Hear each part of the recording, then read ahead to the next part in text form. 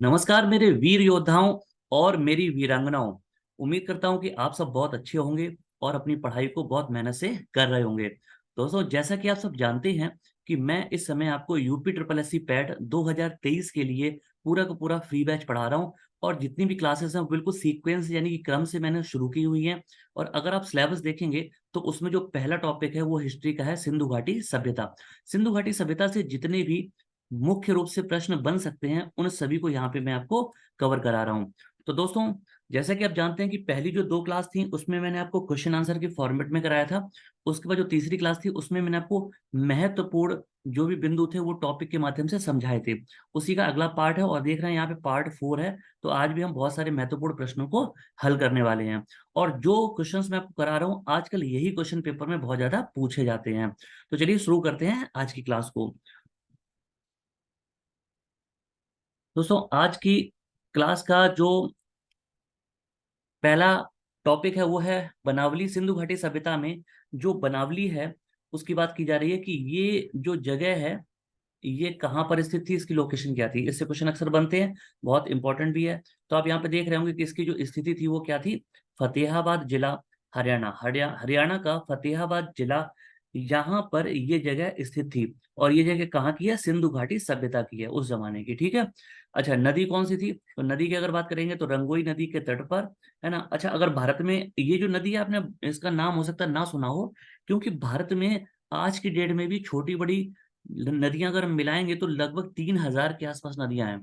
ठीक है, इसलिए बहुत सारी छोटी नदियां जिनका नाम आपको नहीं पता है, और बहुत सारी ऐसी भी नदियां हैं जो पहले हुआ करती थी लेकिन अब नहीं है। ठीक है, चलो आगे बढ़ते हैं। इसके बाद अगर इसके प्रमुख साक्ष्यों की बात करेंगे कि बनावली नाम की जगह से क्या क्या चीजें मिली हैं, तो यहाँ आप देखेंगे पहला पॉइंट कि नगर को तारांकित विभाजित करती सड़कें। ठीक है, यानी कि जो सड़कें थी वो नगर को क्या कर रही थी कि तारांकित विभाजित करने का मतलब अलग अलग पार्ट में विभाजित करती थी। जैसे कि हम इसको ऐसे समझ सकते हैं कि उस जैसे कभी आप किसी सिटी को देखेंगे, है ना। गांव में क्या होता है कि जो मकान होते हैं वो कहीं भी बने होते हैं, यानी कि उसका जो प्रॉपर पार्टीशन है, विभाजन है, वो नहीं होता, देखने को कम मिलता है। लेकिन जब शहरों में आप देखेंगे तो प्रॉपर पार्टीशन होता है। और आप जानते हैं कि सिंधु घाटी सभ्यता जो थी वो अपने नगर नियोजन के लिए प्रसिद्ध थी। यानी कि वहां पे अगर ये पूछा जाए कि व्यवस्था कैसी थी तो ग्रामीण या नगरी, तो आंसर क्या होगा? नगरीय थी। ठीक है, शहरी थी। आगे बढ़ते हैं। अगला क्या है कि यहाँ पे देखेंगे अग्निवेदियों के साथ अर्धवृत्ताकार ढांचे मिले हैं। ठीक है, तो अग्निवेदियों के साथ अर्धवृत्ताकार ढांचे, अग्निवेदी क्या होती है मैंने आपको पिछली क्लास में भी बताया था। अग्निवेदी का मतलब होता है हवन कुंड। ठीक है, तो इसके साथ अर्धवृत्ताकार ढांचे मिले हैं। ठीक है, अर्धवृत्ताकार मतलब क्या होता है? वृत्त का आधा, यानी कि जो सर्कल होता है उसका आधा हिस्सा। हाँ, इससे ये पता चलता है कि उस जमाने में लोग विधि विधान से पूजा पाठ किया करते थे। ठीक है, आगे बढ़ते हैं।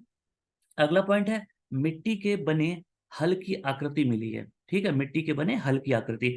इससे क्या पता चलता है कि उस जमाने में लोगों ने खेती करना शुरू कर दिया था। और वो खेतों की जुताई भी करते थे, क्योंकि आपको पता होगा, मैंने आपको पिछली क्लास में पढ़ाया भी था कि अगर पेपर में क्वेश्चन पूछा जाए कि हल से जुते हुए खेतों के प्रमाण कहाँ पे मिले, तो इसका आंसर क्या था? कालीबंगा था, जो कि राजस्थान में स्थित है। मैंने आपको बताया था। ठीक है जी, आगे बढ़ते हैं। अगला है देवी माँ की मिट्टी की मूर्ति, है ना। देवी माँ की मिट्टी की मूर्ति मिली है। इससे क्या पता चलता है कि लोगों में धार्मिक आस्था थी, पूजा पाठ करते थे। और ऐसे प्रमाण हमें पहले से ही मिले हैं कि लोग प्रकृति की पूजा करते थे, प्रकृति, है ना। और वो प्रकृति को ही देवी माँ के रूप में पूजते थे। ठीक है, आगे बढ़ते हैं। अगला है इस सभ्यता के तीनों स्तर, पाक, विकसित और उत्तर, है ना, ये हमें यहाँ पे मिले। इसका क्या मतलब है कि जो सभ्यता थी, यानी कि उस जमाने में जो लोग रहते थे, है ना, वो विकसित होने से पहले की उनकी स्थिति क्या थी, विकसित हो गए तब क्या थी, और उसके बाद उनकी क्या स्थिति रही, इस बारे में यहाँ पे हमें प्रमाण मिले हैं। अगला है लघु नारी मृणमूर्ति, है ना, यानी कि नारियों की, महिलाओं की छोटे रूप में मूर्तियां भी हमें यहाँ पे देखने को मिली हैं। और तांबे की चूड़ियां मिली हैं। ठीक है, ये बहुत इंपॉर्टेंट है कि तांबे की चूड़ियां मिली हैं, क्योंकि मैंने आपको बताया था कि जो तांबा ऐसी पहली धातु है जिसका इस्तेमाल इंसान ने किया था। ठीक है, उस जमाने में लोहा नहीं हुआ करता था, ये पिछली क्लास में मैं आपको बता चुका हूँ। ठीक है, तो वो पहली कौन सी धातु है जिसे मानव ने इस्तेमाल किया, है ना, उपयोग करना शुरू किया, वह कौन सी है? तांबा, यानी कि कॉपर है। तो तांबे की चूड़ियां यहाँ से मिली हैं, ये बात आप लोग ध्यान रखेंगे। ठीक है बच्चों, आगे बढ़ते हैं। अगला है धौलावीरा। धौलावीरा ये जगह है, इसके बारे में थोड़ा बहुत डिस्कस तो मैंने पहले किया है, हालांकि अब इसको डिटेल से थोड़ा सा समझेंगे। ठीक है, धौलावीरा को, इसकी बात करेंगे तो स्थिति कहाँ पे, कच्छ जिला गुजरात, गुजरात का कच्छ जिला है, आप जानते हैं कच्छ बहुत फेमस है ना, कच्छ का रण के बारे में आपने सुना होगा। और कच्छ हम कह सकते हैं कुछ रेगिस्तानी इलाका भी है ना, यहाँ पे आपको ऊंट वगैरह काफी देखने को मिलेंगे, है ना। और अगर मैप में देखेंगे तो गुजरात का जो हिस्सा शेर के मुंह की तरह दिखाई पड़ता है, उसमें ऊपर की तरफ जो हिस्सा है वो कच्छ जिला है गुजरात का, है ना, और ये सबसे बड़ा जिला भी है। तो कच्छ जिला में धौलावीरा नाम की जगह स्थित है, लूनी नदी के तट पर है। लूनी नदी की अगर आप बात करेंगे, ठीक है, तो ये नदी मुख्य रूप से राजस्थान और गुजरात में बहती है, तो इस नदी के तट पर स्थित है। अच्छा, अब जैसे नदियों की बात आ गई, तो मैंने आपको पहले भी पढ़ाया कि गुजरात में ही एक और जगह है जिसका नाम है लोथल, तो ये किस नदी किनारे, भोगुआ नदी के किनारे स्थित है, ठीक है। कालीबंगा की अगर बात करेंगे तो ये घग्गर नदी के किनारे स्थित है, ठीक है, यहाँ पे आप ध्यान रखेंगे। अच्छा, इसी तरह से जैसे मोहनजोदड़ो है, चनहूदड़ो है, ये सिंधु नदी के किनारे स्थित है, हड़प्पा रावी नदी के किनारे स्थित है। तो ये सारी चीजें आप ध्यान रखेंगे, अक्सर ये क्वेश्चन पूछे जाते हैं, ठीक है बच्चों। आगे बढ़ते हैं, अब साक्ष्य क्या मिले इस पे बात करेंगे, ठीक है। धौलावीरा में जो प्रमुख साक्ष्य हैं वो क्या मिले, देखो सबसे पहले हड़प्पा लिपि के 10 अक्षरों का साइन बोर्ड मिला, ठीक है। हड़प्पा लिपि आप जानते हैं कि भाव चित्रात्मक थी, इसको पढ़ा नहीं जा सका है ना, लेकिन फिर भी हमें ऐसा पता चला कि वहां पे कोई 10 अक्षर लिखे हैं और उसका कोई साइन बोर्ड है। साइन बोर्ड तो आप समझते होंगे, जैसे आप किसी रोड पे या किसी हाईवे पे जाते हैं तो वहां देखा होगा ग्रीन कलर से लिखा रहता है कि ये शहर इतने किलोमीटर दूर है, अभी इतना बचा हुआ है, इस तरह से डायरेक्शन जो लिखे होते हैं, तो उसको साइन बोर्ड कहते हैं। तो हड़प्पा लिपि के 10 अक्षरों का साइन बोर्ड यहाँ पे मिला है, ठीक है। अगला क्या है, पॉलिशदार श्वेत पाषाण खंड, ठीक है। श्वेत में सफेद होता है, पाषाण में क्या होता है, पत्थर होते हैं। तो पत्थरों के, सफेद पत्थरों के खंड मिले हैं और उनपे क्या थी, पॉलिश थी, पॉलिश की गई थी, तो ये हमें वहां से मिले। अगला है नेवले की मूर्ति, ठीक है, नेवले की मूर्ति प्राप्त हुई। अच्छा देखो, नेवले की मूर्ति से क्या पता चलता है, इसका मतलब है कि धार्मिक पॉइंट पॉइंट ऑफ व्यू से नेवले का बहुत ज्यादा महत्व रहा होगा, क्योंकि मूर्ति तभी बनाई जाती है किसी चीज की जब उसका कोई महत्व होता है, ठीक है ना। तो नेवले की मूर्ति जो प्रमाण है वो हमें यहाँ से मिले हैं, ठीक। आगे बढ़ते हैं, अगला है उन्नत जल प्रबंधन, और ये बहुत ज्यादा इंपॉर्टेंट है, मैंने आपको पिछली क्लास में बताया था, ये कैसा है, जहर क्वेश्चन है, ठीक है। जहर का मतलब होता है मोस्ट इंपॉर्टेंट, तो बहुत ज्यादा इंपॉर्टेंट है उन्नत जल प्रबंधन। अक्सर पूछा जाता है कि उन्नत जल प्रबंधन यानी कि जो बेस्ट वाटर मैनेजमेंट सिस्टम है, ठीक है ना, जो बहुत अच्छा है ना वाटर मैनेजमेंट यानी कि जल प्रबंधन है, कि पानी को किस तरह से कैसे यूज करना चाहिए, कैसे उसका वितरण होगा, ये सारी चीजें। और ये हमें कहाँ से मिला था, धौलावीरा से मिला था, ये बहुत ज्यादा इंपॉर्टेंट है। अगला है क्रीडागार मिला, जिसको हम स्टेडियम कह सकते हैं इंग्लिश में, है ना। क्रीडागार हो सकता है आपको ना समझ में आए, लेकिन इंग्लिश में आप स्टेडियम तो समझ सकते हैं ना। जैसे आपने देखा होगा कि क्रिकेट होता है ना, तो क्रिकेट कहाँ पे होता है, स्टेडियम में होता है। बहुत सारे खेल ऐसे हैं जो स्टेडियम में होते हैं, तो उसको हिंदी में क्रीडागार कहते हैं। क्रीडा मीन्स खेल होता है, एक ऐसी जगह जहाँ खेलों को खेला जाता है, ठीक है। अगला क्या है, विशाल जलाशय मिले हैं। जलाशय क्या होता है, जल के बड़े बड़े स्रोत, यानी कि जैसे तालाब है, झील है, तो बहुत बड़े आकार का क्या मिला, जलाशय मिले यहाँ से, ठीक है। तो ये आप ध्यान रखेंगे, ये सारी चीजें कहाँ से मिली है, धौलावीरा से मिली हैं, बहुत इंपॉर्टेंट, ध्यान रखेंगे। अच्छा, सिंधु सभ्यता में अगर हम वैसे देखें, है ना, तो सैकड़ों जगह मिली हैं, लेकिन जितने भी इंपॉर्टेंट है क्या, करीब करीब 8-10 ऐसी जगह हैं जो बहुत ज्यादा इंपॉर्टेंट, उनके बारे में पेपर में क्वेश्चन बनते हैं, तो वो मैं आपको सारी की सारी बता दे रहा हूँ, ठीक है बच्चों। आगे बढ़ते हैं। अच्छा, इस क्लास का जो पीडीएफ है वो आपको टेलीग्राम चैनल चंदन सर कानपुर के नाम से सर्च कर लीजिएगा, है ना, वहां पर आपको मिल जाएगा, और या फिर इसी वीडियो के डिस्क्रिप्शन में लिंक दिया टेलीग्राम पे, उस पर क्लिक करके आप ज्वाइन कर सकते हैं, वहां पे आपको इसका पीडीएफ मिल जाएगा, जितनी भी क्लास होंगी सारे के सारे पीडीएफ आपको वहां पे मिल जाएंगे, ठीक है बच्चों। आगे बढ़ते हैं, अगला है रोपड़, है ना। रोपड़ जो जगह, इसके बारे में मैंने आपको थोड़ा सा तो बता ही दिया था पहले भी, है ना। अगर रोपड़ की बात करेंगे तो ये कहाँ पर है, तो इसकी जो स्थिति है, ये रूपनगर जिला, पंजाब, पंजाब का रूपनगर जिला है। और वास्तव में देखा जाए तो रोपड़ पुराना नाम है, रोपड़ का ही नया नाम क्या है, रूपनगर, है ना। ये पंजाब में आता है, अब है कहाँ पे, तो चंडीगढ़ से, है ना। अगर आप धर्मशाला की तरफ जाएंगे, ठीक है ना, चंडीगढ़ से अगर धर्मशाला की तरफ जाते हैं, है ना, यह हिमाचल का एक डिस्ट्रिक्ट है, ऊना या नैना देवी मंदिर पड़ता है, अगर इस ओर जाएंगे तो आपको चंडीगढ़ से करीब 30 से 40 किलोमीटर जैसे ही आप आगे बढ़ेंगे वहां पे आपको ये जिला मिल जाएगा, ठीक है। आगे बढ़ेंगे, कहाँ पर है, तो नदी है सतलज, सतलज नदी के बाएं तट पर स्थित है, ये बहुत ज्यादा इंपॉर्टेंट, ध्यान रखेंगे। प्रमुख साक्ष्य क्या मिले हैं, इस पे बात करते हैं, ठीक है। प्रमुख साक्ष्य, तो पहला है मनुष्य के साथ कुत्ते को दफनाना, है ना, मनुष्य के साथ कुत्ते को दफनाया गया है, ये प्रमाण मिले हैं। इससे क्या पता चलता है, देखो ऐसा तो बहुत कम चांस है कि कोई इंसान और कुत्ता एक साथ मर गए हो, है ना। और ऐसा भी नहीं हो सकता कि कोई कुत्ता मर गया था, उसको उसके साथ इंसान को दफना दिया गया, उसके मालिक को दफना दिया गया, ऐसा तो नहीं होता ना। यानी कि इसका क्या मतलब है, हमें आइडिया लगता है कि अगर उस जमाने में कोई मनुष्य यानी कि कोई व्यक्ति जब मर जाता होगा, तो उसका जो प्रिय कुत्ता होगा उसको भी उसके साथ दफना दिया जाता होगा। ठीक है, तो ये हमें प्रमाण मिले। और वैसे ही आप जानते हैं कि इंसान के द्वारा पाला गया जो पहला पशु था उसका नाम क्या था, कुत्ता ही था वो। ठीक है, ये ध्यान रखेंगे। अगला है चर्ट के बटखरे एवं कुल्हाड़ी मिले हैं। ठीक है, ये क्या चीज है कि कुल्हाड़ी तो आप जानते हैं, चर्ट के बटखरे क्या होते हैं, जो कुछ औजार हथियार कह सकते हैं, या तौलने मापने के लिए जो बांट यूज की जाती हैं वो होते हैं। ठीक है, अगला है शवों के अंडाकार गड्ढे मिले हैं। है ना, शवों के अंडाकार, शव यानी कि जो डेड बॉडीज है, मरे हुए जो लोग हैं, उनको दफनाने के लिए अंडाकार गड्ढे किए गए थे। ठीक है, अगला है शंख की चूड़ियां। शंख की चूड़ियां, देखिए शंख की चूड़ियां का क्या मतलब है कि आप जानते हैं कि शंख जो होता है ना, जिसको पूजा पाठ में बजाया जाता है, तो वो कहाँ से मिलता है, जो घोंगा होता है, ठीक है ना, समुद्री जो कीड़े होते हैं जिसको घोंगा कहते हैं ना, घोंगा के ऊपर एक कवर होता है जिसको कैल्शियम कार्बोनेट कहा जाता है। कैल्शियम कैल्शियम कार्बोनेट का कवर होता है। जब कीड़े मर जाते हैं तो वो कवर जो हमें शंख की तरह दिखाई पड़ता है, तो इसी तरह से बहुत बड़े बड़े आकार के भी हमें शंख मिलते हैं। शंख नेचुरली हमें समुद्र से प्राप्त होते हैं या नदियों से, और इनकी चूड़ियां बनाई गई थी उस जमाने में। ठीक है, आगे बढ़ते हैं। गोमेद पत्थर के मनके, गोमेद नाम है पत्थर का, और मनके क्या होता है, गले में पहनने वाला जो लॉकेट होता है, या हम कह सकते हैं माला होती है ना, वो होते हैं। पिछले क्लास में मैंने आपको बताया था। ठीक है, आगे बढ़ेंगे। सेल खड़ी की मोहर, है ना, मोहर का मतलब होता है स्टैंप, और सेल खड़ी क्या होता है, जैसे आपने चौक या फिर खड़िया देखा होगा, है ना, पहले ब्लैक बोर्ड पे स्कूल में खड़िया से लिखा जाता था, है ना, उसी तरह से सेल खड़ी भी होती है, जो कि खनिजों में आती है। ठीक है, अच्छा आगे बढ़ेंगे। अगला है तांबे के बाणाग्र मिले। तांबे की बाणाग्र क्या होता है, बाण का अग्रभाग, है ना, जो तीर कमान होते हैं ना, जो एरो होता है, तो जब पुराने जमाने में लोग क्या धनुष बाण से लड़ाइयां लड़ते थे, तो बाण के आगे जो तिकोना हिस्सा होता है ना, उसे क्या कहते हैं, बाणाग्र। बाण के आगे का भाग यानी कि अग्रभाग, है ना, वो किसका बना होता था, तांबे के बना होता था। और तांबे की कुल्हाड़ी मिली है। तो यहाँ लगातार आप देख रहे हैं कि तांबे का यूज हो रहा है, यानी कि तांबा ही वह पहली धातु थी जो इंसान के द्वारा यूज की गई थी। ठीक है बच्चों, आगे बढ़ते हैं। अगला जो महत्वपूर्ण शहर है, आप कह सकते हैं जगह है, वो है कौन, दाइमाबाद। इसको दैमाबाद या दाइमाबाद के नाम से जानते हैं। अच्छा, इसकी स्थिति क्या है, अहमदाबाद जिला है महाराष्ट्र का। ठीक है, अहमदाबाद जिला है कहाँ का, महाराष्ट्र का। माफ करिएगा, दाइमाबाद जो है यहाँ पे, ये अहमदाबाद यहाँ पे गलत है, क्योंकि अहमदाबाद जो वो गुजरात में पड़ता है।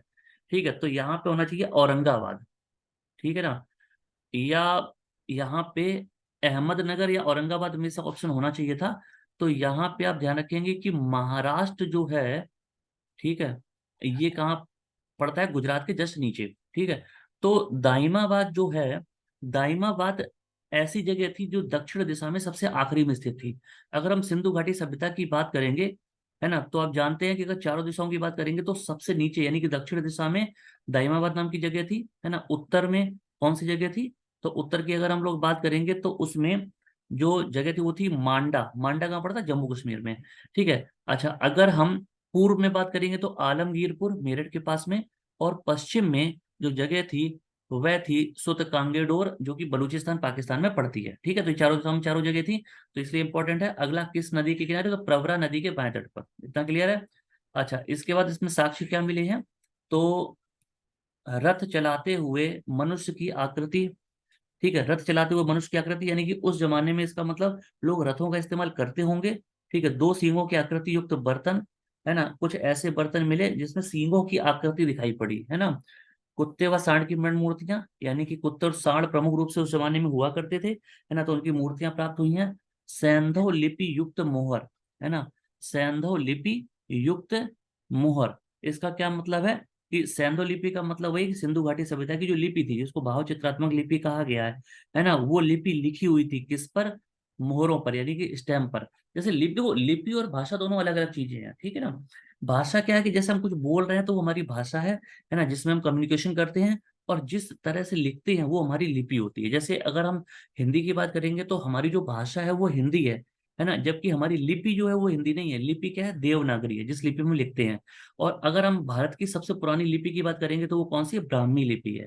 ठीक है, ये चीज आप ध्यान रखेंगे। अच्छा, इसके अलावा खरोष्टी लिपि है ना, और अगर हम सिक्कों की बात करेंगे तो गुरुमुखी लिपि का यूज करते हैं। तो ऐसे बहुत सारी लिपियां भारत में हैं। ठीक है, आगे बढ़ेंगे। युवा पुरुष का समाधान मिला है। ठीक है, युवा पुरुष का समाधान, इसका क्या मतलब है कि एक जवान कोई पुरुष रहा होगा, लड़का रहा होगा, उसका शवाधान क्या होता है, यानी कि डेड बॉडी मिली है ना, शव के प्रमाण मिले हैं। डेड बॉडी तो हालांकि अब नहीं बची होगी, लेकिन उसके जो प्रमाण है वो मिले होंगे दफनाने के। ठीक है, आगे तांबे का रथ।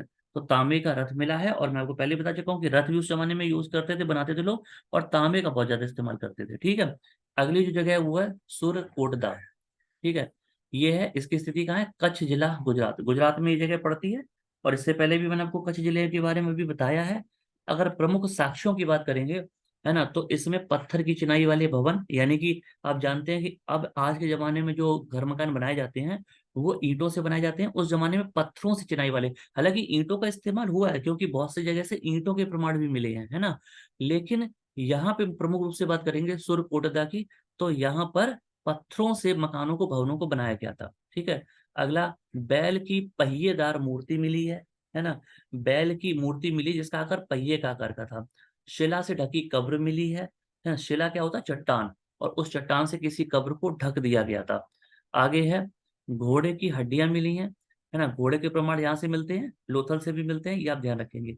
अग्नि संहार का साक्ष्य, है ना, अग्नि संहार का साक्ष्य का क्या मतलब है कि आग से बहुत ज्यादा कभी कोई नुकसान हुआ होगा, कोई आपत्ति या विपत्ति आई होगी, उसके प्रमाण मिले हैं। ठीक है ना, संहार करना जैसे किसी किसी को मार देना, है ना, जब भगवान के केस में हम यूज करते हैं कि भगवान ने इस दैत्य का या राक्षस का संहार किया, तो इसका मतलब क्या है कि किसी चीज को समाप्त कर देना, खत्म कर देना। तो अग्नि से, है ना, कुछ चीजें उस समय खत्म हुई होंगी, नुकसान पहुंचा होगा, उसके साक्ष्य मिले। और क्या मिला, अस्थि कलश मिला। इसका क्या मतलब, जैसे आज के जमाने में भी जब कोई व्यक्ति मर जाता है तो उसकी जो चिता की राख होती है उसे हम क्या करते हैं, कलश में रख कर, और किसी पवित्र नदी में हम क्या करते हैं, प्रवाहित करते हैं, तो उसको अस्थि कलश कहा जाता है। तो उस जमाने में भी इस तरह लोग अस्थि कलश का इस्तेमाल करते थे। ठीक है, यहाँ तक क्लियर हो गया। अच्छा, अब बहुत महत्वपूर्ण चीजें बताने जा रहा हूँ। देखो, सिंधु घाटी सभ्यता से कुछ और भी चीजें बता दूं। सिंधु घाटी सभ्यता के बारे में पहली बार जिस व्यक्ति ने पता किया था उसका नाम था चार्ल्स मैसन, है ना, लेकिन उन्हें बहुत ज्यादा प्रमाणिक जानकारी नहीं मिली थी। तो इसके बाद प्रमाण के साथ जो पहली बार खोज की गई थी वो 1921 में दयाराम साहनी ने की थी, हड़प्पा नाम की जगह की खोज। 1922 में राखालदास बनर्जी ने मोहनजोदड़ो की खोज की थी। ठीक है, ये महत्वपूर्ण चीजें आप ध्यान रखेंगे। जो सिंधु घाटी सभ्यता है वह नगरीय सभ्यता थी, है ना, और यानी कि वहां पे जो घर मकान बने थे वो शहरों की तरह बने हुए थे, है ना, वहां पे सड़कें बहुत अच्छी थी, नालियां बहुत अच्छी थी, ज्यादातर घरों के जो दरवाजे थे वो पीछे की तरफ खुलते थे। इतना क्लियर है। अच्छा, इसके अलावा अगर हम बात करेंगे तो ये मात्र सत्तात्मक सभ्यता थी, यानी कि इस जमाने में, मतलब अगर घर में बात करेंगे तो माता पिता में से माता की जलती थी। ठीक है, तो मात्र सत्तात्मक थी, है ना, यानी कि माताओं की सत्ता होती थी, यानी कि प्रमुख रूप से जो अधिकार थे उनके पास थे। ये ठीक है। ठीक है, और अगर हम बात करेंगे कि यहाँ पे प्रमुख देवता कौन थे, तो वो पशुपति थे। एक कुबड़ वाले जो बैल की पूजा है वो बहुत ज्यादा की जाती थी। इस टाइम पे गाय के साक्ष्य नहीं मिलते हैं, ये बहुत ज्यादा ध्यान रखेंगे। तो बहुत सारे ऐसे इंपॉर्टेंट फैक्ट जो मैंने आपसे शेयर कर लिए, लेकिन आप फिर भी ध्यान रखें कि आपके पेपर में अब सबसे ज्यादा जो क्वेश्चन पूछे जाने लगे हैं तो वह यही पूछे जाते हैं कि कौन सी जगह कहाँ स्थित है और कहाँ कौन सा साक्ष्य कहाँ से मिला है। इसीलिए मैं आपको बिल्कुल सटीक क्वेश्चन करा रहा हूँ, फालतू के क्वेश्चन इधर उधर के नहीं करा रहा हूँ। ठीक है बच्चों। अच्छा, अब जो क्लास है ये, है ना, आपको कैसी लगी कमेंट करके जरूर बताएं। लाइक शेयर सब्सक्राइब बिल्कुल करें, अपने दोस्तों के साथ भी शेयर करें, क्योंकि फ्री ऑफ कॉस्ट है और पूरा का पूरा कोर्स मैं आपको पढ़ा रहा हूँ। ठीक है। अच्छा, पीडीएफ जो है इसकी मैंने आपको बता दिया, या तो आप इसके डिस्क्रिप्शन में जाके, है ना, लिंक पर क्लिक करके आप जो टेलीग्राम चैनल है उसको ज्वाइन कर सकते हैं, वहां आपको पीडीएफ मिल जाएगा। पीडीएफ जो मिलेगा वो आपका वीडियो लेक्चर आने के कुछ टाइम के बाद मिलेगा। ठीक है, और या फिर आप सीधा टेलीग्राम पे जाएं, चंदन सर कानपुर के नाम से सर्च करें, और वहां पे आपको टेलीग्राम चैनल मिल जाएगा, उसको ज्वाइन कर लें। ठीक है बच्चों। और जब आपको पीडीएफ मिल जाएगा तो उस पीडीएफ को अच्छे से पढ़ सकते हैं, अपने नोट्स बना सकते हैं, और उस पीडीएफ को आप अपने दूसरे दोस्तों को भी सेंड कर सकते हैं, है ना, सोशल मीडिया के माध्यम से। तो आज के लिए बस इतना ही। अब हम जल्दी मिलेंगे कल अगली क्लास के साथ। तब तक के लिए नमस्कार, जय हिंद दोस्तों।